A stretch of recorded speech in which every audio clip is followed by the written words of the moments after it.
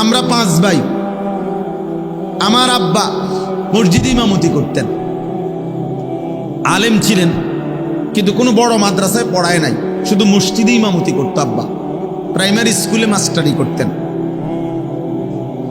আমার বুঝ হওয়ার পরে আমি হাজার হাজার বার, শত শতবার দেখছি আমার আব্বার লগে আমি কত দোয়ায় শরীক হইছি। আব্বার সাথে নামাজে যাইতাম, শবে বরাত, শবে কদর, রমজানে, তারাবিতে। আমার আব্বা খুব কান্ত মুনাজাতের মধ্যে। আমি এগুলা দোয়া শরীক হইতাম, বাসাতে এসে এসে মারে শুনাইতাম আব্বা কিতা কিতা কয় দোয়ার মধ্যে, তো এগুলো সব বলতে পারতাম। তো আমরা 5 ভাই। আমি বুঝ হওয়ার পরে সবসময় শুনতাম আব্বা বলতো, আল্লাহ আমার ছেলেদেরকে হক্কানি রব্বানি আলেম বানান, এই কথাইটাই কইতো আব্বা। তা আমরা আলহামদুলিল্লাহ 5 ভাই, আল্লাহর দয়া, আল্লাহ করাইছেন। 5 জনই আলেমে দ্বীন হয়েছে, 5 জনই। কিন্তু মজার একটা বিষয় হলো, আমরা 5 ভাই এই পর্যন্ত বহুবার, আমি একটু কম করছি, বাকি অন্যরা, আমিও সামান্য একবার চেষ্টা করছি ব্যবসায়িক লাইনে টাকা পয়সা খাটাইয়া লাভবান হওয়ার জন্য। আমরা 5 ভাই বহুবার চেষ্টা করছি।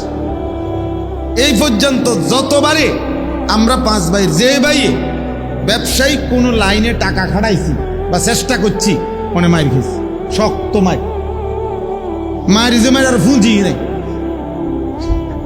একের ফুঁজিয়ে নাই। মানুষ তো কিছু নেই আইহে, হ্যাঁ, লাভটা তো ফুঁজিয়ে নাই, সুতরাং একের একজনেরও না।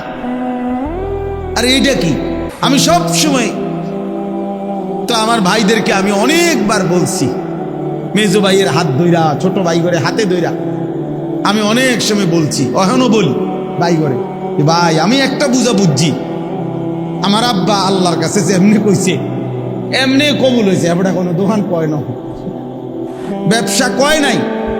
আমার আব্বাই যদি আমাকে লাগে একটু টাকা পয়সার কথা কইয়া যাইতো, তাহলে এই লাইনে আপনারা পারতেন।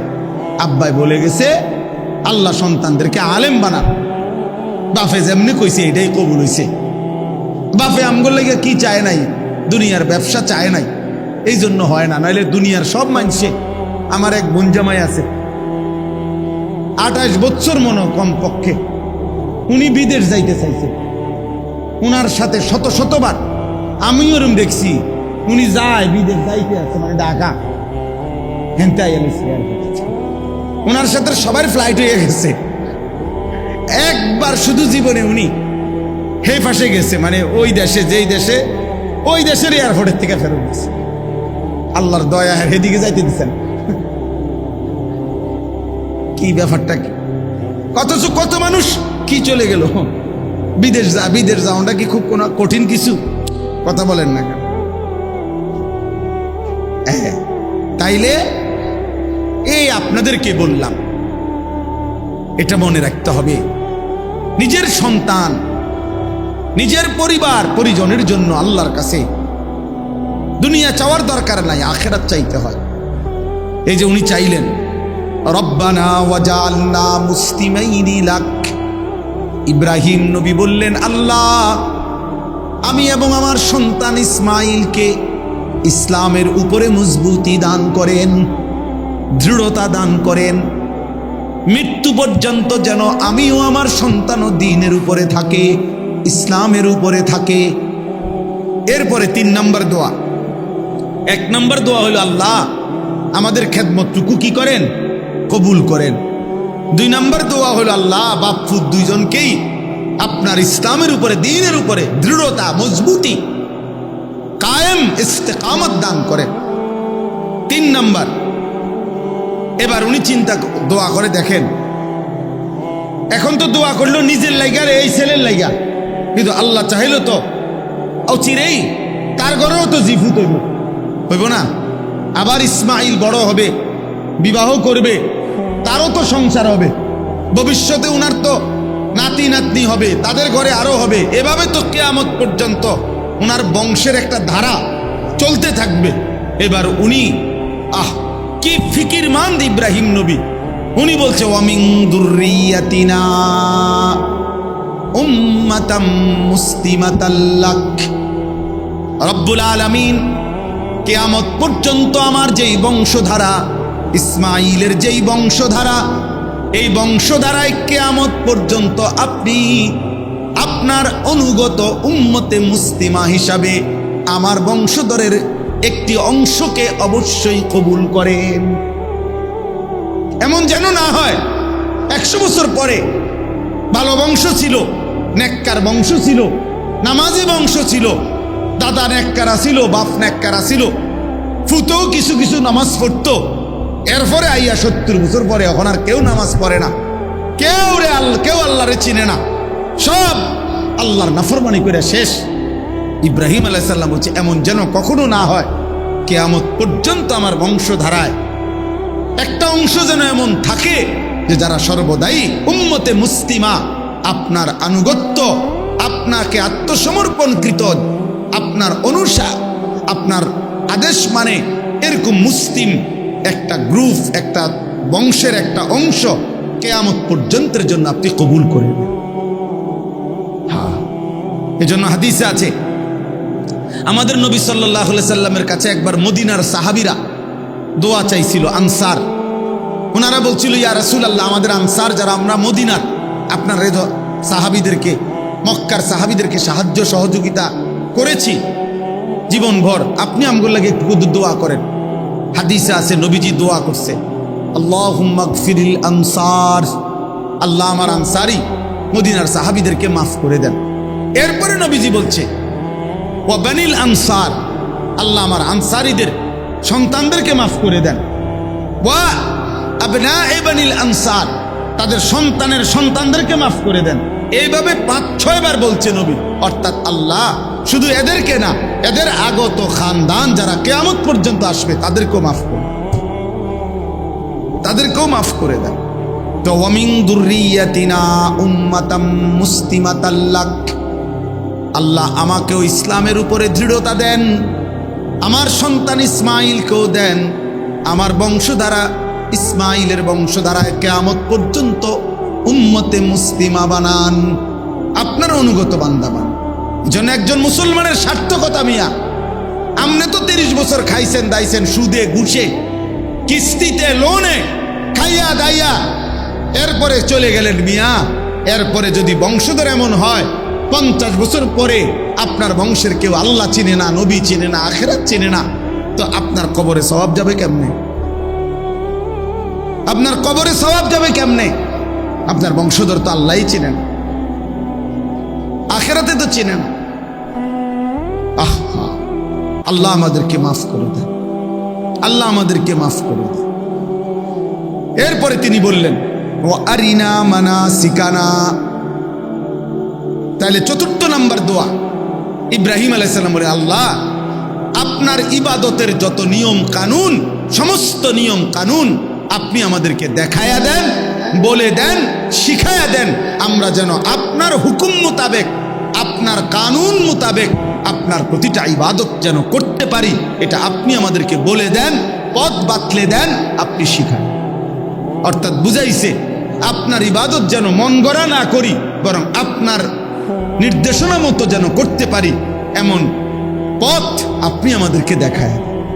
অনেক মানুষ আছে, আহা আমরা নমাজ পড়ে হ্যাঁ, আপনি জিজ্ঞাসা করেন তাব্বাতিয়াদা সূরা নুরানির বাচ্চা ও শুনলে হাসবো, আত্তাহিয়াতু ফরেন চাচা। তো একটা বাচ্চা যদি আমগো মাদ্রাসাগুলোতে এরাও শুনে, এরাও এই চাচার এগুলা শুনলে হাসতে হাসতে পানি তুলবে, তাহলে এটা কি নামাজ? যার সূরা হয় না, যার একটা দোয়া ঠিক নাই, রুকু সেজদা ঠিক নাই, আত্তাহিয়াতুটাও ঠিক মতো পড়তে পারে না, কিচ্ছু পারে না, হ্যাঁ ওটা ওড়ে আর নামে ওটা ওটা নমাজ পড়ে। কি নমাজ এটা? এই নামাজের তো কোনো ফায়দা নাই, অশুদ্ধ, ভুল।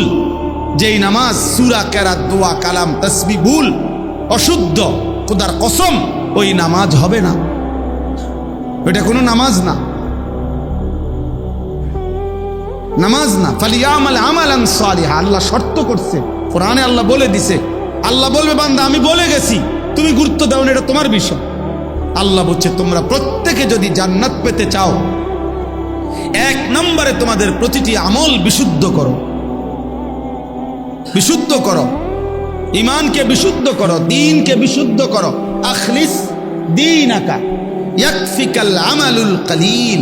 আমাদের নুরানি এই মাদ্রাসাগুলো যে নুরানি ফরায়, প্রথম হাদিস, এক নম্বর হাদিস শিখায় এটা, মানে প্রথম কথা, আখলিস দীনাকা, তোমার দ্বীনকে খাঁটি করো, ঈমানকে খাঁটি করো, আমলকে খাঁটি করো। এজন্য এখানে তিনি বলছেন, আল্লাহ আপনার যত ইবাদত আছে, ইবাদতের যাবতীয় নিয়ম কানুন আপনি আমাদেরকে দেখায় দেন, বলে দেন, বাতলায় দেন। ওয়াতুব আলাইনা, এরপরে বলছেন আল্লাহ যত গুনাহ করেছি, পাপ করেছি, অপরাধ নাই উনাদের, ওনারা নবীদের কোনো গুনাহ হয় না, তারপরও বলতেছে আল্লাহ আপনি আমাদের অপরাধ থেকে আমরা তওবা করতেছি, আপনি আমাদের তওবা কবুল করে নেন। গুনাহ মাফ চাইছে, গুনাহ মাফ, নবীদের কোনো গুনাহ নাই, এরপরও ওনারা গুনাহ মাফ চাইছে। আমাদের গুনায় ভরা, আমরা গুনাহ মাফ চাইতে পারি না, আমরা বসে থাকি। 90 বছর বয়সে বুড়া মিয়া যখন অচল হইয়া, লম্বা হইয়া, সোজা হইয়া যখন শ্বাস টানে, একারে নিঃশ্বাস টানতেছে, দম টানতে আছে, এই সময় 100 টাকা দিয়া হুজুর ডেকে আনে, হুজুর রে দিয়া তোবা ভরায়, মস্কারি করে আর আল্লাহর সাথে মস্কারি করে।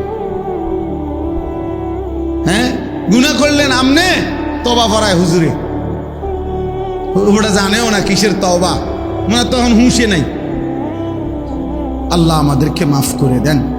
আল্লাহ তাআলা এই হুকুম করেছে যে নামাজ, রোজা, হজ, যাকাত, দাওয়াত, তাবলীগ, জিকির, জিহাদ ফি সাবিলিল্লাহ, মাদ্রাসায় পড়ানো, মাদ্রাসায় দান করা, সাদাকা করা, মাদ্রাসা প্রতিষ্ঠা করা, মসজিদ প্রতিষ্ঠা করা, মসজিদের খেদমত করা, যত রকমের বন্দিগি হইতে পারে, যত রকমের ইবাদত হইতে পারে, সব কিছুতেই যেন মুখলিসিন, আল্লাহর জন্য করতেছি, আল্লাহর সন্তুষ্টির জন্য করছি, এটা যেন মাথায় থাকে, এটা যেন দিলের মধ্যে থাকে, এটা যেন হাবভাবের মধ্যে থাকে। অর্থাৎ কথাবার্তা দ্বারাও এটা বুঝাইতে হবে, দিল দ্বারাও এটা বুঝাইতে হবে, কর্মকাণ্ড দ্বারাও এটা বুঝাইতে হবে। কারণ আল্লাহ তাআলা ভেতর বাহির উভয়টাই জানেন, আস্তে গোপন, জোরে প্রকাশ্য, সবটাই শোনেন। কাজে আল্লাহকে আড়াল করার, লুকোচুরি করার কোনো সুযোগ নাই। মানুষ হয়তো মনে বুঝলো না, মানুষ হয়তো চিনল না, মানুষ হয়তো ভাবছে খুব বুজুর্গ, কিন্তু আল্লাহ তাআলা তো ভেতরও জানেন, বাহিরও জানেন। এই জন্য আল্লাহ তাআলা কোরআনুল কারীমের মধ্যে বলছেন, ওয়া আসিররু কাওলাকুম আবিজহারু বিহি, তোমরা আস্তে বলো আর জোরে বলো, সব আল্লাহ তাআলা শুনতে পান। ইন্নাহু আলিম, তিনি সব জানেন। এমনকি বিযাতিস সুদূর, অন্তরের গভীরে যা আছে আল্লাহ তাআলা তাও জানেন। তাহলে এই জন্য আমি কিংবা আপনি কেউ কোনো আমল আল্লাহর জন্য করছি কিনা এটা লুকাইবার কোনো সুযোগ নাই। মানে দুনিয়ার কেউ হয়তো বুঝে নাই যে আমার দিলের মধ্যে আছে দুনিয়া, বাহ্যিক মানুষকে দেখাইলাম খুব আল্লাহর জন্য, তাহলে এই দ্বিমুখী আচরণ এটা যদি দুনিয়ার মানুষ কেউ ধরতেও না পারে, বুঝতেও না পারে, কিন্তু মহান আল্লাহ রব্বুল আলামিন নিশ্চিত সেটা বোঝেন, কারণ তিনি ভেতরও জানেন, বাহিরও জানেন। ইয়ালামু খাইনাতাল আয়ুন ওয়া মা তুখফিস সুদূর, আল্লাহ তাআলা চোখের যত খেয়ানত, গুনাহ মানে প্রকাশ্য, এটাও জানেন। ওয়া মা তুখফিস সুদূর, আল্লাহ নিজেই বলতেছে তোমরা অন্তরে যা লুকিয়ে রাখছো সেটাও জানো। তাহলে আল্লাহকে আড়াল করার, আল্লাহকে ফাঁকি দেওয়ার কোনো সুযোগ নেই। কোরআনুল কারীমের মধ্যে আছে, আলাম ইয়ালাম বিআন্নাল্লাহা ইয়ারা, আল্লাহ তাআলা বলে বান্দা কি জানে না, আমার বান্দা কি এটা জানে না যে আমি আল্লাহ তাকে সারাক্ষণ দেখি। আল্লাহ আমাদেরকে সারাক্ষণ দেখে, এক সেকেন্ডও আমরা আল্লাহ তাআলার নজরের আড়ালে না। তাহলে আল্লাহকে আড়াল করবো কিভাবে? আল্লাহ তাআলা বলেন, আলা ইয়ালামু মান খালাক, বান্দা তোমরাই বলো, যিনি সৃষ্টি করেছেন সবকিছু তিনি তার সৃষ্টি সম্পর্কে জানবেন না? যিনি বানাইলেন তিনি জানবেন না কি বানাইলেন, কেমন বানাইলেন, কোথায় থাকে, কেমন থাকে? আল্লাহ তাআলা বলেন, এটা তো তোমরাও বলবা, হ্যাঁ যিনি বানাইছেন তিনি তার প্রোডাক্ট, তার উৎপাদিত জিনিসের ব্যাপারে তিনি সবচেয়ে ভালো জানেন, এর ভেতর বাহিরের গুণাগুণ, এতে 2 নম্বরই আছে কিনা, এতে সবটা 1 নম্বর কিনা, ইত্যাদি ইত্যাদি। যিনি বানাইছেন তিনি তো জানেন। তো আল্লাহ যেহেতু আমাদেরকে সৃষ্টি করেছেন, তো আল্লাহ তাআলাই পূর্ণ জানেন আমাদের হালাত। তাহলে এই আপনারাই আগে শোনেন, 1 নম্বর কথা এটা। আমি মাওলানা আশরাফ তাকেও বলছি, আলহামদুলিল্লাহ সেই বছর আমাদের সাথে ওমরাও করছে, অল্প বয়সে আলহামদুলিল্লাহ আল্লাহর ঘর দেখছে, নবী সাল্লাল্লাহু আলাইহি ওয়াসাল্লামের রওজায়ে আতহার দেখছে। এটাও তার জীবনের অনেক বড় সৌভাগ্য। কত মানুষ 60 বছরে, 70 বছর, 90 বছরও কোনোদিন মালিকের ঘর দেখে না, আল্লাহর ঘর দেখেই নাই, নবী সাল্লাল্লাহু আলাইহি সাল্লামের রওজা শরীফ দেখেও নাই। অনেক বদনসিব বুড়া মানুষ আছে, দুর্ভাগা, এই বুড়া মিয়ার জীবনের সব টাকার ব্যবস্থা করতে পারছে, করে, কিন্তু আল্লাহর ঘর জিয়ারতের জন্য ওনার কাছে কখনোই টাকা হয় না। আসল কথা হলো তার দিলের মধ্যে কখনোই এই ঘরের প্রতি জজবাই নাই, আগ্রহই নাই। নাই তো 3 ছেলে বিদেশ পাঠাইবার টাকা মিলছে, বাড়িতে বিল্ডিং করার টাকা হইছে, জমি কিনবার টাকা হইছে, 60 বছরের সব প্রয়োজন পূরণ হইছে, শুধু আল্লাহর ঘর জিয়ারতের টাকাটা ব্যবস্থা হয় না। আসল কথা হলো দিলে নাই, অন্তরে এটা নাই, মানসিকতাই নাই। এই জন্য কোরআনুল কারীমের মধ্যে আছে, কাফারা ফা ইন্নাল্লাহা গানিয়্যুন আনিল আলামিন। আমার ঘরে সামর্থ্য থাকার পরেও আসতে যে অস্বীকার করে, আল্লাহ নিজে বলছে, এমন সৃষ্টি জীব থেকে, এমন মানুষ থেকে আমি আল্লাহ তাআলা পূর্ণ অবুকাপেক্ষী। অর্থাৎ আমি আল্লাহ তার দাঁড়ধারি না, আমি তার পরোয়াই করি না। সে আমার ঘরে আসে নাই, এই জন্য আমার ঘরের মর্যাদাও কমে নাই, আমি আল্লাহর মর্যাদাও কমে নাই, নাউজুবিল্লাহ। বরং ক্ষতিগ্রস্ত হয়েছে সেই যে আসে না, যে আমার ঘরে ইবাদত করে নাই, সামর্থ্য থাকা সত্ত্বেও, ফরজ হওয়া সত্ত্বেও যে পালন করে নাই।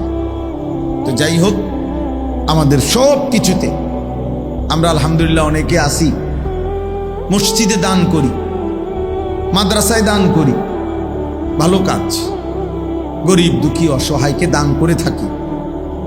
এক্ষেত্রে এটা জরুরি বিষয় মনে রাখতে হবে। ওই ছেলে দেখেন, এই ছেলের মোবাইলের দিকে দেখেন, অপদার্থে বসে বসে মোবাইলটা নিয়েই ব্যস্ত। তোমারে বলি, এই গেঞ্জিওয়ালা তোমারে বলতেছে, ফালতু কোথাকার, বেওকুফ। মোবাইল টিপতানি বসছো, এখানে ফাইজলামি করতে বসছো। জি, হেঁটে হেঁটের মোবাইল নিয়ে ব্যস্ত, কি করে ওয়াজ, কে করে কি কয়, হেঁটের এগুলো দিয়ে করবো। এর মোবাইল আছে, 7,000 ধন আছে, বুঝেন নাই? আর কি, একটা মোবাইল থাকা মানে 7,000 ধন। একটা মোবাইল আছে তো সব আছে। তো চলেন, তাহলে আমরা প্রথম এটা বললাম, আমাদের দুনিয়ায় আলহামদুলিল্লাহ আমরা কম বেশি প্রত্যেকে দান সৎকা করি, ভালো কাজ করি, সমাজের কল্যাণে অনেক কাজ করি, নিজেরা ইবাদত আমল করে থাকি। এই সবটার মধ্যে আমাদের এটা খেয়াল রাখতে হবে, ইখলাস জরুর। আল্লাহর জন্য হলো কি, আল্লাহর জন্য। তারার মসজিদে আমি দিয়া লাভ কি, তারা কি আর আমার পরে চিনবুনি? তাই তো বোঝা গেল, আমনের কথার দ্বারাই তো স্পষ্ট হয়ে গেল আপনি কি জন্য দান করলেন। হ্যাঁ, হেইতের মাদ্রাসা আমি দিমু কিতাম, হ্যাঁ, আমার কি, তারার মাদ্রাসা তারার নাম হইব, আমরার কিতা। এই তো তাইলে বোঝা গেল, আপনার যেহেতু নাম হইতো না, দুনিয়ার মানুষ আপনার নাম নিত না, এই জন্য দিতেন না, তো মানুষের জন্যই তো করলেন, মানুষের জন্যই তো করলেন। এই জন্য এটা জরুরি, এটা বুঝা আমাদের। কিন্তু সামান্য শব্দের ভুলে, বাক্যের ভুলে, কথার ভুলে আমাদের ইখলাস নষ্ট হয়, আল্লাহর জন্য আর বিষয়টা থাকে না। তাহলে টাকায় টাকা গেল, কষ্টে কষ্ট গেল, অথচ যদি আল্লাহ গ্রহণ না করে তো একেবারে বেশি লস ছাড়া আর কিছু। এই জন্য কোরআনুল কারীমের তিলাওয়াত, 5 ওয়াক্ত নামাজ, দান, সাদাকা, সমস্ত বন্দিগি আল্লাহর জন্য করা উচিত, আল্লাহর জন্য করা উচিত।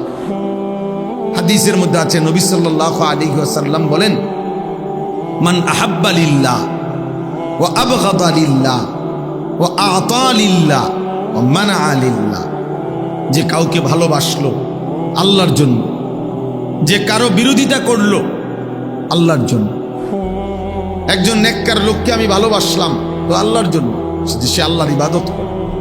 একজন চোর, ডাকাত, মদখোর, গাঁজাখোর, বাটপার, সিটার, তাকে আমি অপছন্দ করলাম আল্লাহর জন্য, যে সে আমার আল্লাহর নাফরমান, এই জন্য আমি তাকে পছন্দ করি। ওয়া আ'তা লিল্লাহ, নবী সাল্লাল্লাহু আলাইহি ওয়াসাল্লাম বলেন, যে কাউকে দান করলো, কিছু দিল আল্লাহর জন্য।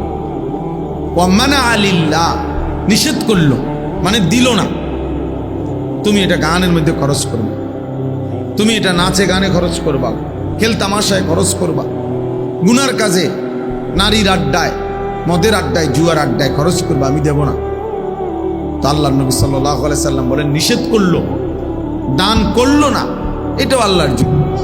নবীজি বলেন, এই 4টা আল্লাহর জন্য যার হলো, ভালোবাসলো আল্লাহর জন্য, বিরোধিতা করলো আল্লাহর জন্য, দিল আল্লাহর জন্য, নিষেধ করলো আল্লাহর জন্য, ফাকাদ ইস্তাকমালাল ঈমান, তার ঈমান পূর্ণ হয়ে গেল। তার ঈমান কি হয়ে গেল? পূর্ণ হয়ে গেল, তার ঈমান পূর্ণ হয়ে গেল। তাইলে কি বুঝা গেল? আমাদের সব কিছু, আমরা মুসলমান, আপনি বুঝেন না, আপনি গ্রামের মানুষ, আপনি সিধা সাদা মানুষ, এই সমস্ত কথা বললে হবে না বাপ।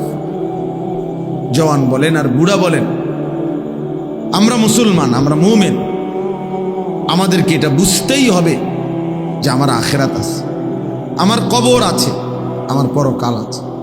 অতএব এ কথা যদি আমরা বুঝি, তাহলে আমাদের সমস্ত কর্মকাণ্ডই হওয়া উচিত আল্লাহর জন্য, আল্লাহর নির্দেশনায়, রাসূলুল্লাহ সাল্লাল্লাহু আলাইহি সাল্লামের তরিকায়।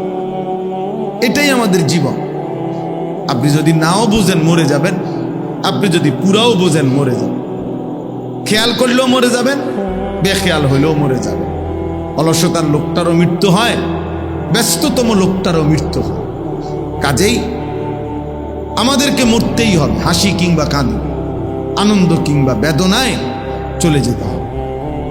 আমরা প্রত্যেকে ইনশাআল্লাহ, আমি এই মাদ্রাসা দেখে, মাদ্রাসার এই সুন্দর আয়োজন দেখে এই জন্য বললাম, এই সব কিছু যেন আল্লাহর সন্তুষ্টির জন্য হয়, আল্লাহর সন্তুষ্টির জন্য হয়, আল্লাহ যেন গ্রহণ করে, আল্লাহ যেন কবুল করে। বলেন আমিন। এবার দেখেন, এই আয়াত, 3টা আয়াত পড়ছি অল্প কথায়। এই 3টা আয়াতের তর্জমা শুনাইলে আমার কথা শেষ। প্রথম পারায়, দ্বিতীয় সূরা, সূরায়ে বাকারার 127, 128, 129, এই 3টি আয়াত আমি তেলাওয়াত করেছি এই অল্প একটু সময়। এই 3টা আয়াতের তর্জমা শোনাবো, এরপরে আমার কথা শেষ হবে ইনশাআল্লাহ। এই 3টা আয়াত মূলত ইব্রাহিম আলাইহিস সালামের ঘটনাকে, দোয়াকে কেন্দ্র, ইব্রাহিম আলাইহিস সালামের ব্যাপারে একটা বিশেষ কথা এখানে আছে, এবং ইব্রাহিম আলাইহিস সালামের একটা সেরা দোয়া, কতগুলো কথা এখানে আল্লাহ তাআলা বলছেন এটা আছে। ইব্রাহিম আলাইহিস সালাম একজন অন্যতম নবী রাসূল, আল্লাহ তাআলার বহুতই পছন্দের, মহব্বতের, প্রিয় একজন নবীর নাম হলো ইব্রাহিম আলাইহিস সালাম। কোরআনুল কারীমের মধ্যে আছে, আল্লাহ তাআলা বলেন, ওয়া ইযিবতালা ইব্রাহিমা রাব্বুহু বিকালিমাতিন ফাআতাম্মাহুন্না। আল্লাহ তাআলা নিজেই বলতেছেন ইব্রাহিমকে তার রব আল্লাহ বহু কথার দ্বারা বারবার পরীক্ষা নিয়েছেন। প্রত্যেক পরীক্ষায় তিনি শতভাগ পরিপূর্ণভাবে উত্তীর্ণ হয়েছেন। তাহলে ইব্রাহিম আলাইহিস সালাম আল্লাহর এমন একজন নবী ছিলেন, এমন একজন বন্ধু ছিলেন যাকে আল্লাহ তাআলা বারবার পরীক্ষা করছে। তাফসীরের মধ্যে আছে, কেউ বলছেন 30টা পরীক্ষা করছেন, কেউ বলছেন 70টা পরীক্ষা করছেন। কি বিষয়ের পরীক্ষা নিছেন? একটা বিষয়ে পরীক্ষা নিছেন ইব্রাহিম আলাইহিস সালাম থেকে। পরীক্ষার ধরন ছিল ভিন্ন ভিন্ন, কিন্তু মূল বিষয় ছিল একটাই, উদ্দেশ্য একটাই। মহান আল্লাহ পাক রব্বুল আলামিন একেবারে ছোট্ট থেকে শেষ বয়স পর্যন্ত ইব্রাহিম আলাইহিস সালামের জন্য একটা জিনিস চেয়েছেন ইব্রাহিম আলাইহিস সালাম থেকে, যে ইব্রাহিমের কলিজায় দিলের মধ্যে আল্লাহর সৃষ্টি মাখলুক, দুনিয়া, স্ত্রী, সন্তান, অর্থ, বিত্ত, নিজের জীবন, এই সব কিছুর চাইতে আল্লাহকে বেশি ভালোবাসে কিনা, আল্লাহর মহব্বত সর্বোচ্চ কিনা, এই কথাটা আল্লাহ তাআলা বারবার তার থেকে পরীক্ষা নিয়েছে। ছোট্টবেলায় মা বাবার মূর্তি পূজার বিরোধিতা করছেন। আল্লাহ তাআলা দেখতে চাইছেন মা বাবার ভালোবাসা বেশি না আল্লাহর ভালোবাসা বেশি। এরপরে নমরুদ সহ পুরা জাতির বিরুদ্ধে, পুরা কওমের বিরুদ্ধে, মূর্তি পূজার বিরুদ্ধে তাদের বিরোধিতা করছেন ইব্রাহিম আলাইহিস সালাম। আল্লাহ দেখতে চাইছেন আল্লাহর ভালোবাসা বেশি না স্বগোত্রীয় লোকের প্রতি ভালোবাসা বেশি। এখানেও তিনি প্রমাণিত হয়েছে যে আল্লাহকে ভালোবাসেন বেশি।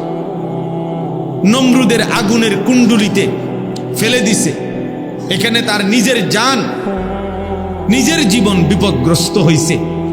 আল্লাহ দেখতে চাইছেন ইব্রাহিম নিজের জীবনকে বেশি ভালোবাসে না আল্লাহকে বেশি ভালোবাসে। এজন্য আগুনে পড়বার মুহূর্তেও তাফসীরের মধ্যে আছে জিব্রাইল, মিকাইল, ইসরাফিল, আজরাইল, এই চারো ফেরেশতা ওনাকে বলছেন, হে নবী ইব্রাহিম, আপনি বললে আমরা আপনাকে এই আগুন থেকে বাঁচায় দেব। তিনি বলছেন, না, তোমরা যাও, আমি যেই আল্লাহর জন্য আগুনে পড়তে যাচ্ছি তিনি আমাকে দেখতেছেন, তিনি আমাকে দেখছেন। হাসবি আল্লাহ, আমার আল্লাহই আমার জন্য যথেষ্ট, আল্লাহই যথেষ্ট। তাইলে উনি নিজের জানের চাইতো আল্লাহকে বেশি ভালোবাসেন, এটা প্রমাণ করছে। নিজের বংশ স্বজন থেকে, নিজের দেশ, জাতি, গোত্র, গোষ্ঠী, সম্প্রদায় থেকে আল্লাহকে বেশি ভালোবাসে। আপন মা বাবার চাইতেও বেশি আল্লাহকে ভালোবাসে। এরপরে আল্লাহ তাআলা উনাকে একটা 84 বছর বয়সে অনেক কান্নার পরে একটা মাসুম বাচ্চা, একটা সন্তান দান করছেন, ইসমাঈল আলাইহিস সালাম। এই ছেলেটাকে নিয়ে আল্লাহ তাআলা বারবার পরীক্ষা করছে। একবার বলছে ইসমাঈলকে কোলে নিবা না, আদর করবা না, চুমা দিবা না, উনি মেনে নিছে। আরেকবার বলছে তাকে দূরে চোখের আড়াল করে দূর দেশে রাইখা আসবা, উনি সেটাও মেনে নিছে। আরেকবার বলছে তাকে জবাই করে ফেলবা, তো উনি জবাই করতেও রেডি হয়েছে। উনি প্রমাণ করছে যে আল্লাহ ছোটবেলায় যেরকম মা বাবার ভালোবাসার চাইতো আপনাকে বেশি ভালোবাসছি, আজকে আবারও প্রমাণ করলাম সন্তানের চাইতো আপনাকে বেশি ভালোবাসি, মা বাবার চাইতেও আপনাকে বেশি ভালোবাসি, সন্তানের চাইতেও বেশি আপনাকে ভালোবাসি। এরপরে আল্লাহ তাআলা ওনার স্ত্রী হাজেরা, ইসমাঈলের মা, উনাকেও চোখের আড়াল করে দিছে ইসমাঈলের সাথে। বলছে স্ত্রী এবং ছেলেকে দূরে পাঠায় দাও, চোখের আড়াল করে দাও। ইব্রাহিম আলাইহিস সালাম, আমি সংক্ষেপে বললাম আর কি, এত রাজি হয়েছেন, এত দূরে পাঠাই দিয়ে আসছেন তাদেরকে। একেবারে ঘাস, তরু, লতা, পানি বিহীন, জনমানবহীন একেবারে মরুভূমি, সেখানে একাকী রেখে আসছেন। আল্লাহকে প্রমাণ করে দেখাইছেন, আল্লাহ স্ত্রীকে নয় আপনাকে বেশি ভালোবাসে, ছেলেকে নয় আপনাকে বেশি ভালোবাসে, মা বাপকে নয় আপনাকে বেশি ভালোবাসে, আত্মীয় স্বজন বংশধরকে নয় আপনাকে বেশি ভালোবাসে, আমার নিজের জীবন নয় আপনাকে বেশি ভালোবাসে। তাহলে কাকে বেশি ভালোবাসেন? আল্লাহকে। আল্লাহকে।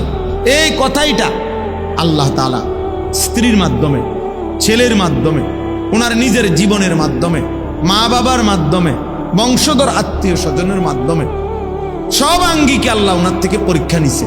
উনি সবভাবেই উনি টিকছে, উনি জিতছে, উনি উত্তীর্ণ হয়েছে। উনি বারবারই আল্লাহকে প্রমাণ করছে, আমি আপনাকেই ভালোবাসি, আপনাকেই বেশি ভালোবাসি। এই জন্য বাপ, একজন মুমিনের, মুসলমানের সবচেয়ে বেশি ভালোবাসা আল্লাহর জন্য। কোরআন আল্লাহকে বলছে, কোরআনে আল্লাহ বলছেন, ওয়াল্লাযীনা আমানু আশাদ্দু হুব্বাল লিল্লাহ। যারা মুমিন, যারা ঈমানদার, আল্লাহ নিজে বলতেছেন তাদের সবচেয়ে বেশি ভালোবাসা লিল্লাহ, আল্লাহর জন্য, আল্লাহর জন্য, আল্লাহর জন্য। আমরা এই অল্প কয়েকজন মুসলমান যে দূরে বোঝেন, বাকি এটা বুঝছেন আমরা স্ত্রীর মনে কষ্ট যাইব, এজন্য আল্লাহকে নারাজ করলেন, স্ত্রীকে বেপর্দা ছেড়ে দিলেন। ছেলের মনে কষ্ট যাবে, এজন্য আল্লাহকে ছেড়ে দিলেন, ছেলেটারে বেনামাজি চলতে দিলেন, বেনামাজি চলতে দিলেন। বাবা মার মনে কষ্ট যাইব, এই জন্য আল্লাহকে নারাজ করলেন। বাবা আমার অন্যায়, বাবা আমার হারাম গুনাহ, ওই মায় কইছে তোর বউয়ে ছোট ভাইগুলোকে দেখা না করলে আজ এতদিন ধরে এক লগে খাইছো করছো, হ্যাঁ ঝামেলা হইব, মায় কইছে। এই জন্য নিজের বউ এখন দেবরও দেখা দেয়, ভাসুরও দেখা দেয়, নাহলে মায়ের রাগ করবে। তার মানে মা খুশি থাক, আল্লাহ নারাজ হোক, বাবা খুশি থাক, আল্লাহ নারাজ হোক, ভাই বোন খুশি থাকুক, স্ত্রী ছেলে মেয়ে খুশি থাকুক, আল্লাহ নারাজ হোক। এই জন্য বারবার আমরা নারাজ করি আল্লাহকে, বারবার আমরা খুশি করতে চাই এমন আপনজনদেরকে।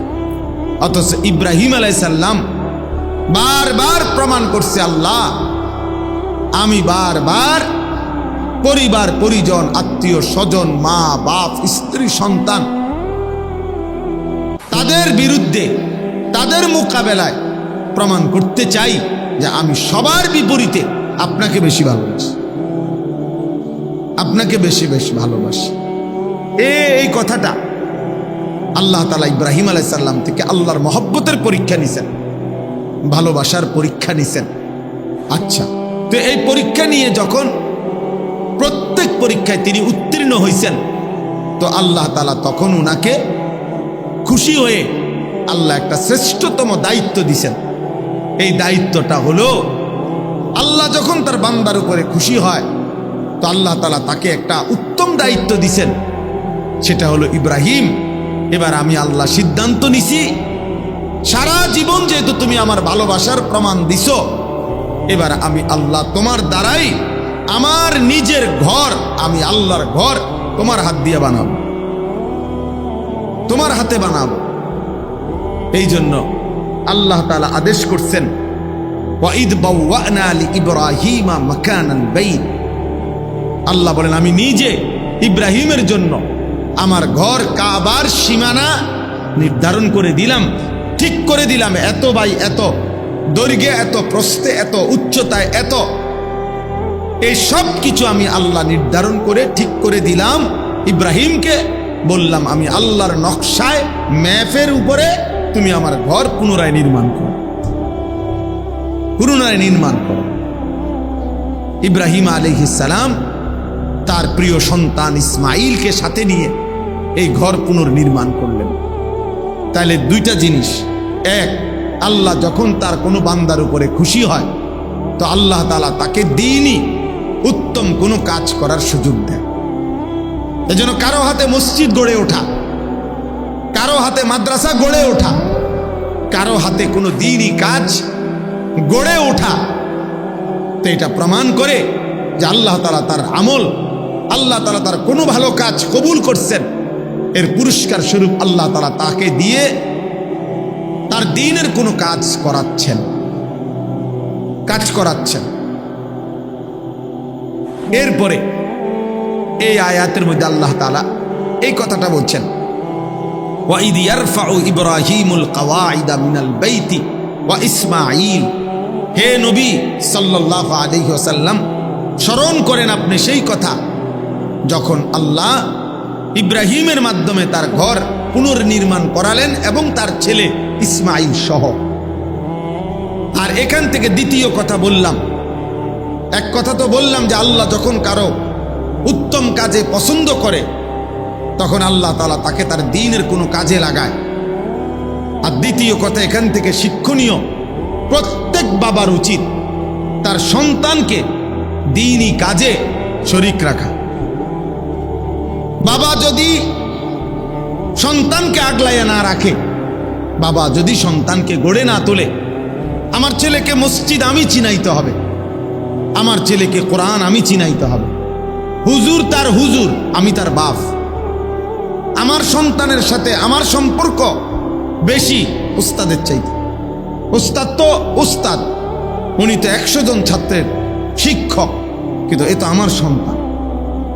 আজকে দুর্ভাগ্য আমাদের হলো এটা, বদনসিব আমাদের অধিকাংশ মানুষ জিফুতের লেগেই, সংসারের লেগেই বাজার করে, ব্যবসা করে, বিদেশ করে, এমনি মুখে বলে, মনের মধ্যে এটা বুঝায় যে সংসারের লেগেই কষ্ট করিয়ে, কিন্তু কষ্ট করে, বাড়ি করে, বিল্ডিং করে, জমি করে, মাথার ঘাম পায়ে ফেলে কামাই করে, কিন্তু যেই ছেলে মেয়ে, যেই স্ত্রী যাদের জন্য বলতেছে আমি এগুলো করতেছি, এদের চরিত্র, এদের ঈমান, এদের আখলাক, এদের নামাজ, এদের বন্দিগি, এদের আচার আচরণের ব্যাপারে উনি একবারই বেখবর।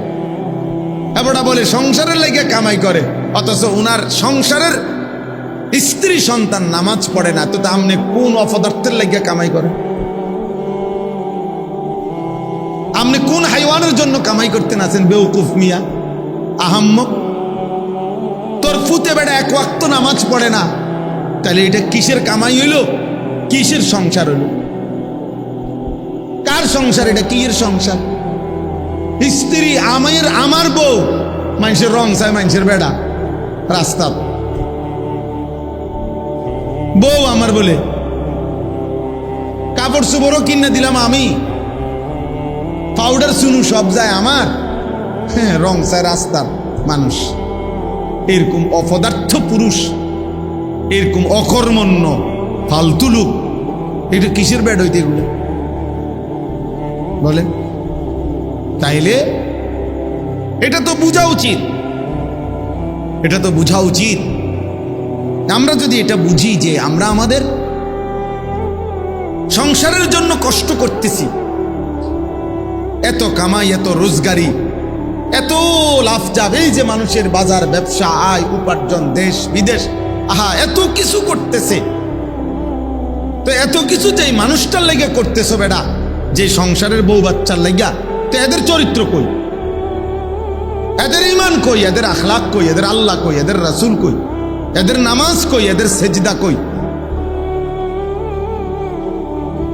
তো এটা কি ধরনের কথা আমি বুঝলাম না, আমি বুঝি না।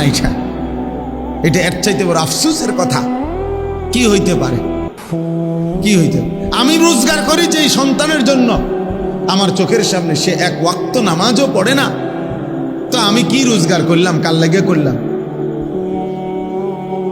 কার জন্য করলাম? কেন করলাম? তাই আমার স্ত্রী পর্দা করে না, আমার স্ত্রী নামাজ পড়ে না, তো আমি কার জন্য রোজগার করি? আমার ছেলের চুল, চেহারা, লেবাস, পোশাক দেখলে বুঝাই যায় যে বাপের সাথে তার কোনো সম্পর্কই নাই, না চেহারায়, না সুরতে, না কথাবার্তায়, না আচরণে। তো এটা আমনের বাপ হইল কেমনে? আরে আমনের ফুত হইল কেমনে? ইব্রাহিম তো এমন বাপ ছিলেন যিনি এত বড় আল্লাহর ঘর নির্মাণের কাজেও, ছোট্ট ছেলে, 12-13 বছর, 14 বছরের ছেলে মাত্র, কিন্তু আল্লাহর ঘর নির্মাণের এত বড় মহান কাজে উনি ওনার ছেলেকে সঙ্গী রাখছেন। ইসমাইল ছেলেকে সাথে রাখছেন, বুঝাইছেন যে আমার সন্তান ওই কাজই করবে, আমি বাপ যা করব, আমি করব আল্লাহর ঘর নির্মাণ, তা আমার সন্তান বুঝিব এভাবে মোবাইল টিপব, আমার সন্তানও তাই করবে। এটা না বাপ পুতের কথা, এটা না বাপ আর পুতের সম্পর্ক। দেখেন ইব্রাহিম আলাইহিস সালাম যখন ওই কুরবানি করতে গেছে, তখন ইব্রাহিম আলাইহিস সালাম ওনার ছেলেকে বলছে, বাবা আমি স্বপ্নে দেখছি তোমাকে জবাই করতেছি, এখন আমি সেটা চাচ্ছি করতে, তুমি কি মনে করো? সন্তান সাথে সাথে বলল, ইয়া আবাতি ফাআল মা তু'মার, হে আমার বাবা, আপনাকে আল্লাহ যে আদেশ করেছেন আপনি এক্ষুনি তা পালন করুন। তাহলে বাবা সন্তানকে বলতে দেরি করে নাই, সন্তানও বাবার কথা বুঝতে দেরি করে নাই। মেজাজ একরকম, বাবাও আল্লাহরে চিনে, সন্তানও কাকে চিনে? আল্লাহকে চিনে, আল্লাহকে চিনে। আজ আমাদের দুর্ভাগ্য, বাবা বইয়ে বইয়ে বিড়ি খায়, ফুতে বইয়ে বইয়ে গাঁজা খায়, বাবা বইয়ে বইয়ে টেলিভিশন চায়, ফুতে বইয়ে বইয়ে মোবাইল চায়, স্বামী বইয়ে বইয়ে আরেক বেড়ার বেড়ি দেখে, বউয়ে ঘুরতে ঘুরতে আরেক বেড়ারে দেখায়। ওমা কার কি সংসার, কেডা স্বামী কেডা স্ত্রী, কেডা ছেলে কেডা বাপ, কিচ্ছুর কোনো খবর নেই, কিচ্ছুর কোনো খবর নেই। যার যে শুধু মূল হিসাব হইল একত্রে থাকি, ভিন্ন থাকি, কোন রকমে দুগা ভাত খাওন, কদ্দুর উত্তালাওন, বুঝেন না কথা? দুনিয়াটা কদ্দুর কোন রকম ফারে না করো, কিছু ভাত তরকারি খাইয়া পেশাব পায়খানা কইরা কতক্ষণ দুনিয়া পার করা। আল্লাহ আমাদেরকে মাফ করে দেন। এজন্য বাবা আল্লাহ তাআলা এটা বুঝাইছেন। আমি এটাই হাদিস পড়ছি, এটাই মূল বক্তব্য, লম্বা ওয়াজ করতে চাই না। মাওলানা আশরাফের এই মাদ্রাসা আমরা সবসময় আসি, বয়ান ছাড়াও আমি এমনি খোঁজ খবর রাখি, ও তো আমাদের অনেক ঘনিষ্ঠ ছাত্র, এই জন্য আমি লম্বা করতে চাচ্ছি না। আপনাদেরকে বললাম, এখানে স্পষ্ট আল্লাহ উদাহরণ দেখাইল, ওইখানেও উদাহরণ দেখাইল। ইব্রাহিম আলাইহিস সালাম সন্তানকে বলতে দেরি, সন্তান মানতে দেরি করছেন। ইব্রাহিম আলাইহিস সালাম বলছে, আমি দেখতেছি স্বপ্নে তোমারে জবাই করছি। ছেলে বলতেছে, স্বপ্নে কি দেখছেন, কিটা দেখছেন, কেরুম দেখছেন, কিচ্ছু বলে নাই। আপনার আল্লাহ আদেশ করেছেন, আপনি পালন করুন, আমার জবাই করে দেন। কি আশ্চর্য বাপ! গল্প শোনা আর বাস্তবতা তো এক কথা না। একটা লোক ইচ্ছা শুনলাম, এক দেশে এক রাজা ছিল, রাজার একটা ফুতা ছিল। এটা তো এক দেশে এক রাজা ছিল এই ঘটনা না, এটা কোরআনের ঘটনা, মানে শতভাগ সত্য ঘটনা, বাস্তবিক অর্থেই সত্য ঘটনা এটা। এই জন্য আপনাদের কাছে আমার অনুরোধ, কেন মাদ্রাসায় পড়াবেন সন্তান, এটা আপনার জিম্মাদারি।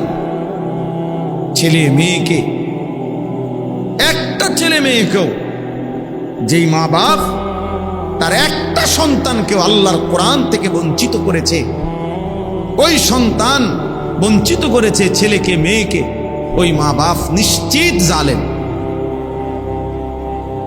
কিয়ামতের দিন ওরা জালেম হিসাবে হাসরের ময়দানে, এবং ওই সন্তান তাদেরকে আল্লাহর সামনে বিচার প্রার্থী হবে মা বাবার বিরুদ্ধে, এবং মা বাবাকে কিয়ামতের দিন ওই সন্তান, ওই ছেলে ওই মেয়ে, যে মা বাপ তার সন্তানকে দিন শিখায় নাই, আল্লাহ চিনায় নাই, আখিরাত চিনায় নাই, পরকাল চিনায় নাই, ইবাদত আমলে বাধ্য করে নাই, চেষ্টা করে নাই, দিন রাত্রি ফিকির করে নাই, কিয়ামতের দিন ওই সন্তান নিশ্চিত মনে রাখবেন, ওই মা বাপকে হাসরের ময়দানের কোটি কোটি মানুষের সামনে সন্তান তার মা বাপকে বেইজ্জতি করবে, কোনো সন্দেহ নাই। সন্তান বেইজ্জতি করবে ওই মা বাপকে। কি ধরনের বেইজ্জতি? পায়ের নিচে ফালাইয়া, মুরাইয়া, ফাঁড়াইয়া, এরপরে সন্তান জাহান্নামে যায়। নিজ সন্তান, তখন পিতা মাতাকে পায়ের নিচে ফালাইয়া মুড়াইবে, ফাঁড়াইবে। এরপরে বলবে, আল্লাহ আজকে এদেরকে বেইজ্জতি কইরা অপমানিত করে আমি গেলাম, জাহান্নামে যাচ্ছি, এরা আমারে বঞ্চিত করবে। আমি ছোটবেলায় বুঝতাম না, আমি 6 বছর বয়সে আমি কিছুই জানতাম না, কিছুই জানতাম না। এই জন্য আল্লাহ তাআলা এখানে শিখাইছেন, وَإِذْ يَرْفَعُ إِبْرَاهِيمُ الْقَوَاعِدَ مِنَ الْبَيْتِ وَإِسْمَاعِيلُ, আল্লাহ বলেন ইব্রাহিম আমার ঘর পুনর্নির্মাণ করলো এবং ইসমাইল অর্থাৎ ইব্রাহিম তার সাথে ছেলেকেও নিলেন, নিয়া বাপ ফুতে এবার এক মনে, এক ধ্যানে, এক ফিকিরে আল্লাহর ঘর নির্মাণ করছে, কাবা নির্মাণ করে এবার আল্লাহর কাছে ইব্রাহিম আলাইহিস সালাম ছেলেকে সাথে নিয়া, আহা বলো কেমন সুন্দর বিষয় যে, মনে করেন একজন বাবা, ওনার বয়স তো 85 বছর আর ছেলেটার বয়স 13-14 বছর, তো বাপ ফুত দুইজনেই আল্লাহর কাছে হাত উঠেছে, মুনাজাত দোষ, একটা বড় হাত, একটা ছোট্ট হাত, পিচ্ছি হাত, একটা ছোট্ট মানুষের হাত আর একটা বড় মানুষের হাত, তো 2 হাত একসাথে আল্লাহর কাছে এবার উঠাইছে। উঠাইয়া ইব্রাহিম আলাইহিস সালাম কতগুলো দোয়া করছে আল্লাহর কাছে, এইটাই শেষ, এই দোয়াটি বলতে চাইছো। আল্লাহর ঘর বানিয়ে নিজের এবং নিজের সন্তানের জন্য, পরিবারের জন্য ইব্রাহিম আলাইহিস সালাম আল্লাহর ঘর বানাইয়া দোয়া করছে। এই দোয়ার মধ্যে কি বলছে দেখেন, আর আমরা পরিবারের জন্য, সন্তানের জন্য আমরা কি ভাবি, আর উনি কি ভাবছে, কি বলছে, কি বলা উচিত, এই শুধু এটা শুনে তাইলে শেষ। ইব্রাহিম আলাইহিস সালাম ইসমাইলকে সাথে নিয়ে আল্লাহর ঘর কাবা পুনর্নির্মাণ করে আল্লাহর কাছে 2 হাত তুলে দোয়া শুরু করছে। এবার এই দোয়া করতেছে, রব্বানা তাকাব্বাল মিন্না, 1 নম্বর দোয়া, আয় আল্লাহ আমরা পিতা পুত্র মিলে আপনার ঘর নির্মাণ করলাম, রব্বুল আলামিন আমাদের এই খেদমতটুকু আপনি কবুল করে নেন। বাপ ফুতের মেহনত আপনার ঘরের জন্য করেছি, আপনার জন্য করেছি, মাওলা আমারও কবুল করে নেন, আমার সন্তানকেও কবুল করে নেন। রব্বানা তাকাব্বাল মিন্না, আমরা 2 জনের খেদমত আপনি কবুল করেন। আমি আমার সাধ্য মতো আপনার ঘর কাজ করেছি, আমার সন্তানের সাধ্য মতো ঘরের কাজ করেছে।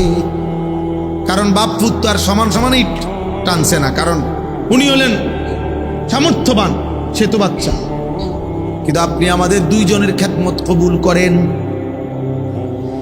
ইন্নাকা আনতাস সামিউল আলিম, ইব্রাহিম আলাইহিস সালাম বলেন আল্লাহ আপনি তো সব শুনেন, সব জানেন। আল্লাহ আপনার জন্য করেছি কিনা, আপনার সন্তুষ্টির জন্য ঘর করলাম কিনা, আপনার কাজ করলাম কিনা, দুনিয়ার কেউ যদিও না জানে আপনি তো জানেন, আপনি তো জানেন, আপনি তো সব শুনেন, তাহলে আপনাকে তো আড়াল করার কিছুই নাই। ইন্নাকা আনতাস সামিউল আলিম, আয় মাওলা নিশ্চয়ই আপনি সব শুনেন, সব জানেন। অতএব আপনি আমার দিলের খবরও জানেন, আপনি আমার বাহিরের খবরও জানেন। আমি আমার ছেলেকে কি বলছি আপনি সেটাও শুনেন, আমার ছেলে আমারে কি বলছে তাও আপনি জানেন, সব আপনি শুনেছেন, জানেন। অতএব আপনি আমাদের পিতা পুত্রের এই খেদমত কবুল করে নেন। এই হলো 1। 2 নম্বরে দোয়া, রব্বানা ওয়াজআলনা মুসলিমাইনি লাক। এই দ্বিতীয় দোয়া হলো, এক বাপ তার ছেলেকে নিয়ে আল্লাহকে বলতেছে, আল্লাহ আমরা পিতা পুত্র 2 জনকেই আপনি ইসলামের উপরে দৃঢ়তা, ইস্তেকামত, মজবুতি দান করেন। আমি যেন জীবনভর আল্লাহ মৃত্যু পর্যন্ত যেন দ্বীনের উপরে, ইসলামের উপরে থাকতে পারি। আমার ছোট্ট মাসুম সন্তানকে আপনি এভাবে কবুল করেন। আমার ছেলে ইসমাইলও যেন মৃত্যু পর্যন্ত আপনার দ্বীনের উপরে থাকে। হ্যাঁ, সন্তানকে আল্লাহর হাতে গছায় দিছে, আল্লাহর হাতে তুলে দিছে।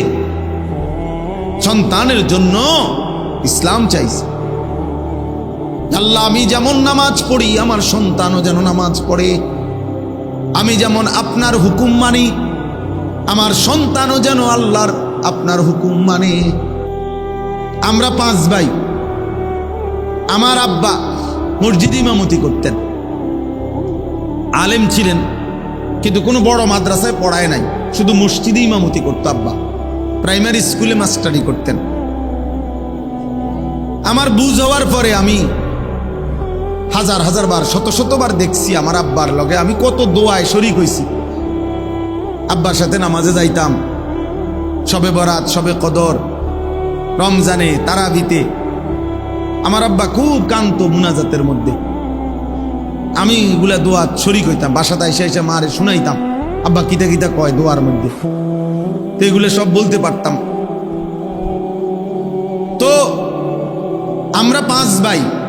আমি বুঝ হওয়ার পরে সবসময় শুনতাম আব্বা বলতো, আল্লাহ আমার ছেলেদেরকে হক্কানি রব্বানি আলেম বানা, এই কথাইটাই কইতো আব্বা। তা আমরা আলহামদুলিল্লাহ 5 ভাই, আল্লাহর দয়া, আল্লাহ করাইছেন। 5 জনই আলেমে দ্বীন হইছে, 5 জনই।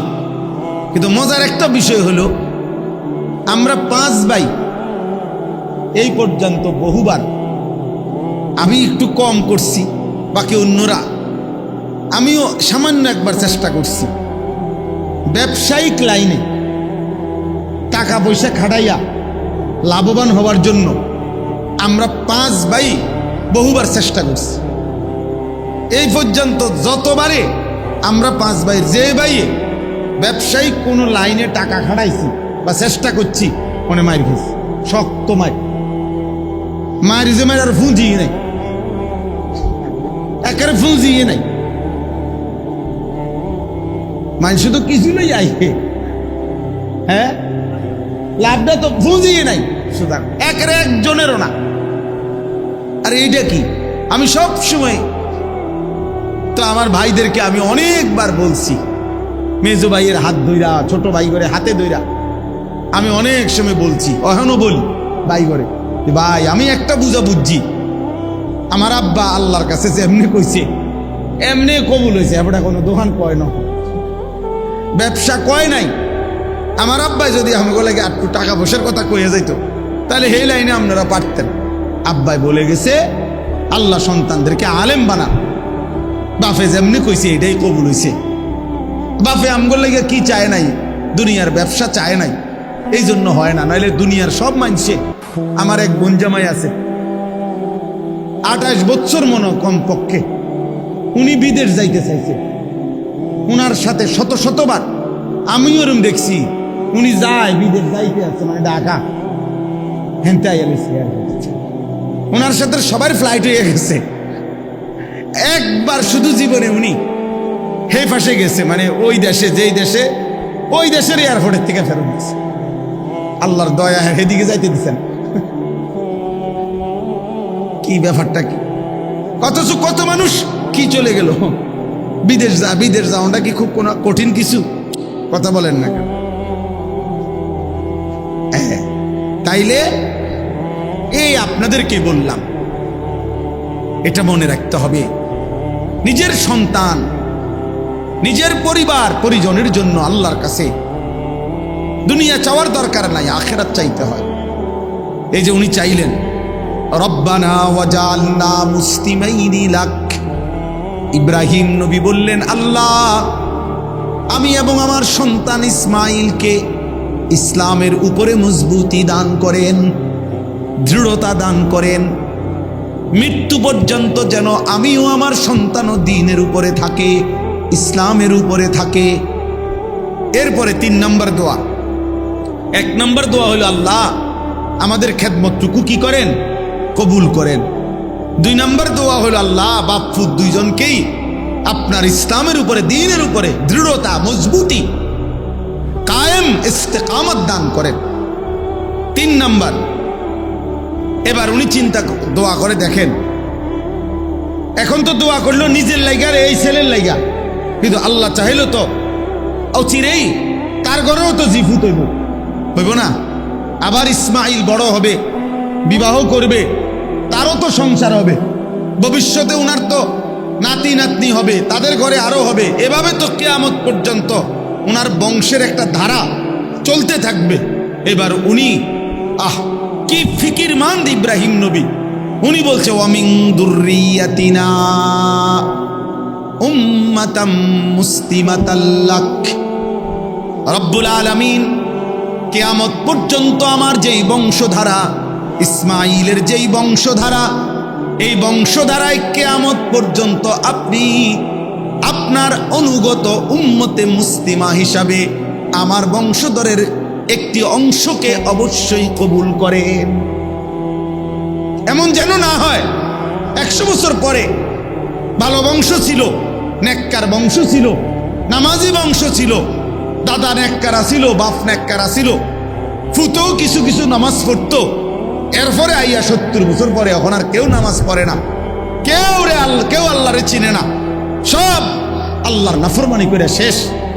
ইব্রাহিম আলাইহিস সালাম বলছে এমন যেন কখনো না হয়, কিয়ামত পর্যন্ত আমার বংশধারায় একটা অংশ যেন এমন থাকে যে যারা সর্বদাই উম্মতে মুসলিমা, আপনার আনুগত্য, আপনাকে আত্মসমর্পণকৃত, আপনার অনুসার, আপনার আদেশ মানে এরকম মুসলিম একটা গ্রুপ, একটা বংশের একটা অংশ কিয়ামত পর্যন্তের জন্য আপনি কবুল করেন।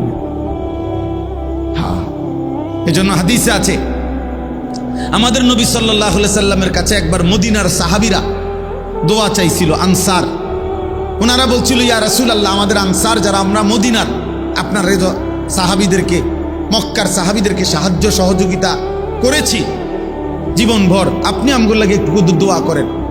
হাদিসে আছে নবীজি দোয়া করছে, আল্লাহুম্মা গফিরিল আনসার, আল্লাহ আমার আনসারি মদিনার সাহাবীদেরকে মাফ করে দেন। এরপরে নবীজি বলছে ওয়া বানিল আনসার, আল্লাহ আমার আনসারীদের সন্তানদেরকে মাফ করে দেন। ওয়া আবনাই বানিল আনসার, তাদের সন্তানের সন্তানদেরকে মাফ করে দেন। এইভাবে 5-6 বার বলছে নবী, অর্থাৎ আল্লাহ শুধু এদেরকে না, এদের আগত খানদান যারা কিয়ামত পর্যন্ত আসবে তাদেরকেও মাফ করে, তাদেরকেও মাফ করে দেন। তো ওয়ামিন দুররিয়াতিনা উম্মাতাম মুসলিমাতাল লাক, আল্লাহ আমাকেও ইসলামের উপরে দৃঢ়তা দেন, আমার সন্তান ইসমাইলকেও দেন, আমার বংশধারা ইসমাইলের বংশধারায় কিয়ামত পর্যন্ত উম্মতে মুসলিমা বানান, আপনার অনুগত বান্দা বানান। এজন্য একজন মুসলমানের সার্থকতা মিয়া, আপনি তো 30 বছর খাইছেন দাইছেন সুদে ঘুষে কিস্তিতে লোনে খাইয়া দাইয়া, এরপরে চলে গেলেন মিয়া। এরপরে যদি বংশধর এমন হয় 50 বছর পরে আপনার বংশের কেউ আল্লাহ চিনে না, নবী চিনে না, আখিরাত চিনে না, তো আপনার কবরে সওয়াব যাবে কেমনে? আপনার কবরে সওয়াব যাবে কেমনে? আপনার বংশধর তো আল্লাহই চিনেন, আখিরাতে তো চিনেন। আল্লাহ আমাদেরকে মাফ করে দেন, আল্লাহ আমাদেরকে মাফ করে দেন। এরপরে তিনি বললেন ওয়া আরিনা মানাসিকানা, তাহলে 4 নম্বর দোয়া ইব্রাহিম আলাইহিস সালাম বলে, আল্লাহ আপনার ইবাদতের যত নিয়ম কানুন, সমস্ত নিয়ম কানুন আপনি আমাদেরকে দেখায়া দেন, বলে দেন, শিখায়া দেন, আমরা যেন আপনার হুকুম মোতাবেক, আপনার কানুন মোতাবেক আপনার প্রতিটা ইবাদত যেন করতে পারি, এটা আপনি আমাদেরকে বলে দেন, পথ বাতলে দেন, আপনি শিখান। অর্থাৎ বুঝাইছে আপনার ইবাদত যেন মন গড়া না করি, বরং আপনার নির্দেশনা মতো যেন করতে পারি, এমন পথ আপনি আমাদেরকে দেখায়। অনেক মানুষ আছে, আহা আমরা নমাজ পড়ে, হ্যাঁ বড়া, আপনি জিজ্ঞাসা করেন তাব্বাতিয়াদা সূরা নুরানির বাচ্চা ও শুনলে হাসবে, আত্তাহিয়াতু ফরেন চাচা, তো একটা বাচ্চা যদি আমগো মাদ্রাসাগুলোতে এরাও শুনে, এরাও এই চাচার এগুলো শুনলে হাসতে হাসতে পানি চলবে। তাহলে এটা কি নামাজ? যার সূরা হয় না, যার একটা দোয়া ঠিক নাই, রুকু সেজদা ঠিক নাই, আত্তাহিয়াতুটাও ঠিক মতো পড়তে পারে না, কিচ্ছু পারে না। হ্যাঁ ওটা ওড়ে আর নামে ওটা ওটা নমাজ পড়ে। কি নমাজ এটা? এই নামাজের তো কোনো ফায়দা নাই, অশুদ্ধ, ভুল। যেই নামাজ সূরা কেরাত, দোয়া, কালাম, তাসবিহ ভুল, অশুদ্ধ, খোদার কসম ওই নামাজ হবে না, ওইটা কোনো নামাজ না, নামাজ না। ফালিয়ামাল আমালান সালিহা, আল্লাহ শর্ত করছে কোরআনে, আল্লাহ বলে দিছে। আল্লাহ বলবে বান্দা আমি বলে গেছি, তুমি গুরুত্ব দাও না, এটা তোমার বিষয়। আল্লাহ বলছে তোমরা প্রত্যেকে যদি জান্নাত পেতে চাও, এক নম্বরে তোমাদের প্রতিটি আমল বিশুদ্ধ করো, বিশুদ্ধ করো, ঈমানকে বিশুদ্ধ করো, দ্বীনকে বিশুদ্ধ করো। আখলিস দীনাকা ইয়াকফিকাল আমালুল কলিল। আমাদের নুরানি এই মাদ্রাসাগুলো যে নুরানি পড়ায়, প্রথম হাদিস, এক নম্বর হাদিস শিখায় এটা, মানে প্রথম কথা আখলিস দীনাকা, তোমার দ্বীনকে খাঁটি করো, ঈমানকে খাঁটি করো, আমলকে খাঁটি করো। এজন্য এখানে তিনি বলছেন আল্লাহ আপনার যত ইবাদত আছে, ইবাদতের যাবতীয় নিয়ম কানুন আপনি আমাদেরকে দেখায় দেন, বলে দেন, বাতলায় দেন। ওয়াতুবা আলাইনা, এরপরে বলছেন আল্লাহ যত গুনাহ করেছি, পাপ করেছি, অপরাধ নাই উনাদের, ওনারা নবী, নবীদের কোনো গুনাহ হয় না, তারপরেও বলতেছে আল্লাহ আপনি আমাদের অপরাধ থেকে আমরা তওবা করতেছি, আপনি আমাদের তওবা কবুল করে নেন। গুনাহ মাফ চাইছে, গুনাহ মাফ। নবীদের কোনো গুনাহ নাই, এরপরেও ওনারা গুনাহ মাফ চাইছে। আমাদের গুনায় ভরা, আমরা গুনাহ মাফ চাইতে পারি না, আমরা বসে থাকি। 90 বছর বয়সে বুড়া মিয়া যখন অচল হইয়া, লম্বা হইয়া, সোজা হইয়া যখন শ্বাস টানে, একেবারে নিঃশ্বাস টানতেছে, দম টানতে আছে, এই সময় 100 টাকা দিয়া হুজুর ডেকে আনে, হুজুর রে দিয়া তোবা ভরায়, মস্কারি করে আর আল্লাহর সাথে মস্কারি করে। হ্যাঁ গুনাহ করলেন আমনে, তওবা ভরায় হুজুরে, ওটা জানেও না কিসের তওবা, ওনার তখন হুঁশে নাই। আল্লাহ আমাদেরকে মাফ করে দেন। ইন্নাকা আনতাত তাওয়াবুর রহিম। এই ইব্রাহিম আলাইহিস সালাম বলেন আল্লাহ নিশ্চয়ই আপনি তওবা কবুলকারী, আপনি দয়াবান, কাজে আপনি আমাদের তওবা কবুল করে নেন, আপনি আমাদেরকে ইবাদতের নিয়ম কানুন দেখাইয়া দেন, আপনি আমাদের বংশধারায় সর্বযুগে মুসলিম হিসাবে কবুল করেন, আপনি আমরা বাপ ফুতকেও ইসলামের উপরে দৃঢ়তা দেন, আমাদের আমলগুলো কবুল করেন। সর্বশেষ আল্লাহর কাছে ইব্রাহিম নবী বলছে রব্বানা ওয়াবআস ফীহিম রাসূলাম মিনহুম। সুবহানাল্লাহ। ইব্রাহিম আলাইহিস সালাম এবার বলছে আল্লাহ কিয়ামত পর্যন্ত আমার যে বংশধারা আসবে, এই বংশধারাতেই আমি আপনার কাছে বিশেষ দোয়া করছি যে আমার এই বংশধারায়, আমার ইসমাইলের বংশে আপনি আখিরি জামানার নবী, নবী মুহাম্মদ সাল্লাল্লাহু আলাইহি সাল্লাম, সেই আখিরি বন্ধু, আখিরি নবীকে আমার সন্তান ইসমাইলের আমার বংশে আপনি পাঠান। সুবহানাল্লাহ। কেন কেন? ইয়াতলু আলাইহিম আয়াতিকা ওয়া ইউআল্লিমুহুমুল কিতাবা ওয়াল হিকমাতা ওয়া ইউযাক্কিহিম। আমার বংশধারাকে কোরআন শিখাবে, কোরআন এবং সুন্নাহর তালিম দিবে, অন্তর পবিত্র করে গুনাহমুক্ত করে দিবে। অর্থাৎ আমার বংশধারাকে যেন জান্নাতের উপযোগী করে বানায়া দেয়, এই জন্য আমি আপনার কাছে আরজি করি, আখিরি নবী মুহাম্মদ, আখিরি পয়গাম্বর, আখিরি বন্ধু আপনি আমার বংশে দান। সুবহান ইন্নাকা আনতাল আজিজুল হাকিম। এরপরে সর্বশেষ ইব্রাহিম আলাইহিস সালাম বলছে আল্লাহ বেশি চাইছি না আপনার কাছে, যা চাইছি আপনি তার চাইতে বড় আজিজ, ক্ষমতাবান, আপনি আরো বেশি দিতে পারেন, আপনার কাছে আরো বেশি আছে, আরো বেশি আছে। আপনি মহা ক্ষমতাবান, আপনি মহা জ্ঞানী, প্রজ্ঞাময়, কাজে আমি বেশি চাই। তাইলে একজন বাবা তার সন্তান সহ আল্লাহর কাছে কি চাইলেন? আখিরাত চাইলেন, ইবাদত চাইলেন, গুনাহ মাফ চাইলেন, বংশধারাকে যেন আল্লাহ পাক দ্বীনের উপরে রাখে, এটা চাইলেন।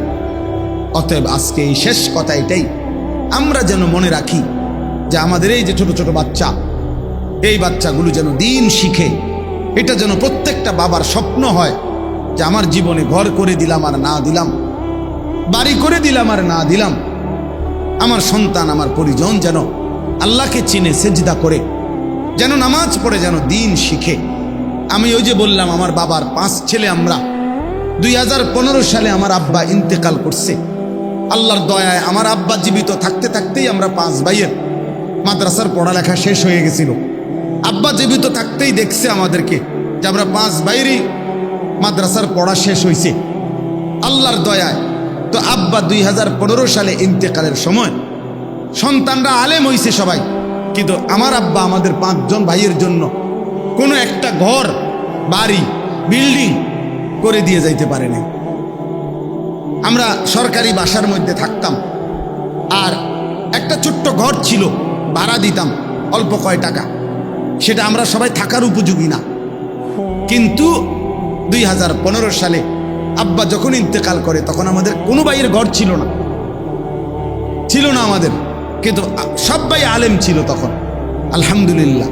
তো পরবর্তী 9 বছরের মাথায়, গত বছর 2024 সাল পর্যন্ত 9 বছরের ব্যবধানে 5 ভাই আলাদা জমিও কিনছি, আলাদা বিল্ডিংও করছি।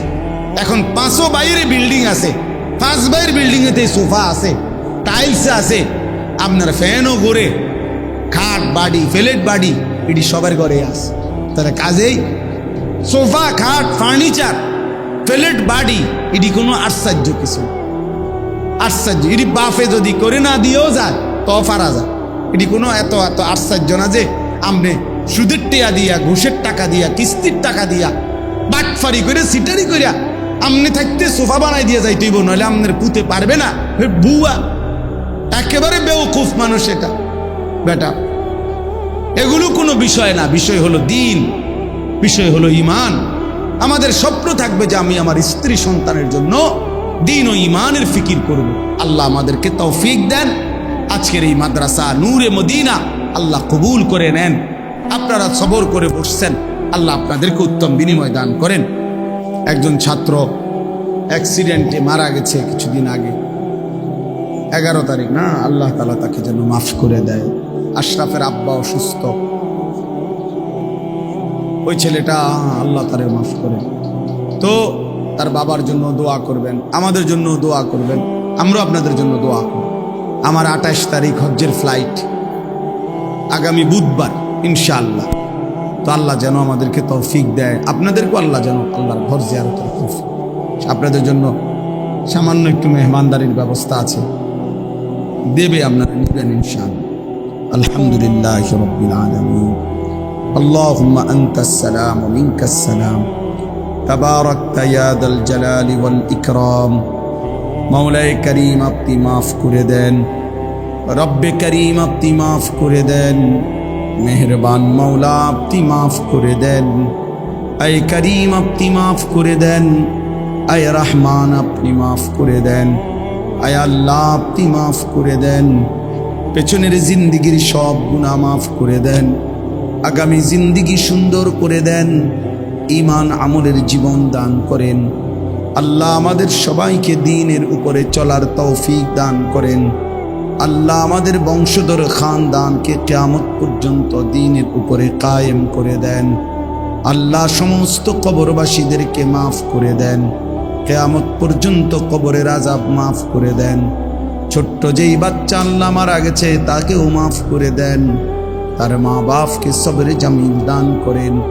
আল্লাহ অসুস্থ বিমারি যারা শিফা করে দেন, আশরাফের আব্বাকেও আল্লাহ আপনি শিফায়ে কামিলা আজেলা দান করেন। আমরা যে যেখানে অসুস্থ আল্লাহ প্রত্যেককে আল্লাহ সুস্থতার হায়াত দান করেন, প্রত্যেকের কামাই রুজিতে হালাল বরকত দান করেন। আল্লাহ যার যত পেরেশানি অস্থিরতা আছে দূর করে দেন। এই মাদ্রাসায়ে নূরে মদিনা আপনি কবুল করে নেন, আপনি কবুল করে নেন। আপনি চাইলেই মাওলা হবে, আপনি না চাইলে কিছুই হবে না মাওলা। যে বাচ্চাদেরকে আল্লাহ ছেলে মেয়েদেরকে কোরআনের সবক দেওয়া হলো, আল্লাহ এই প্রতিটা বাচ্চাকে কায়দা আমপারা কোরআন শরীফ কবুল করে নেন। আল্লাহ এদেরকে হাফেজ আলেম মুত্তাকি আরিফ রব্বানি বানিয়ে দেন। এই কোরআনের বরকতে আল্লাহ এদের মা বাপকে মাফ করে দেন।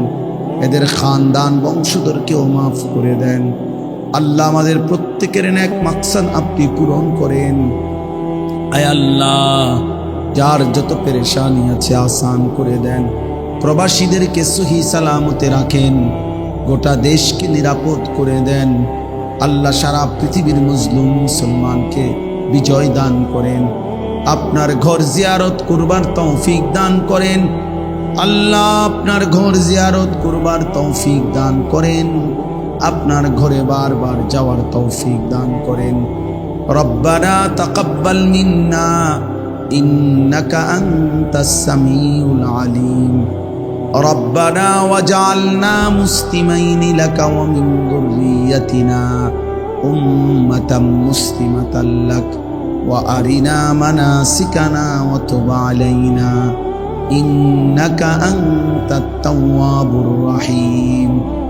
রব্বিরহামহুমা কামা রব্বায়ানি সগীরা। রব্বানা হাব লানা মিন আজওয়াজিনা ওয়া যুররিয়্যাতিনা কুররাতা আ'য়ুন ওয়াজআলনা লিল মুত্তাকিনা ইমামা।